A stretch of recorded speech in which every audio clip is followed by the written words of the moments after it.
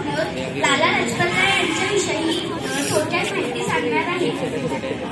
लाला लजपत राय हे भारतीय स्वातंत्र्य लढ्याचे प्रमुख नेते होते.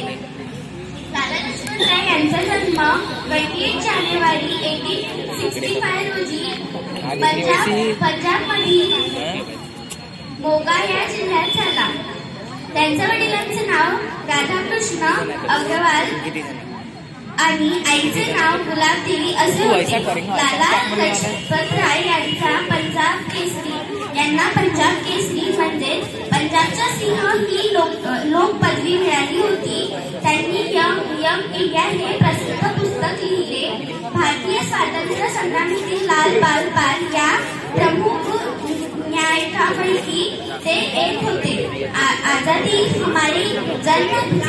आजादी हमारा जन्मसिद्ध अधिकार है, अंग्रेजों से भीख मागने की वस्तू नहीं, अशी त्यांनी गर्जना केली. त्यांना पंजाब नॅशनल बँकेची स्थापना केली. अशा थोर नेत्याचे 27 नोव्हेंबर 1928 रोजी निधन झाले. जय हिंद, जय भारत. धन्यवाद.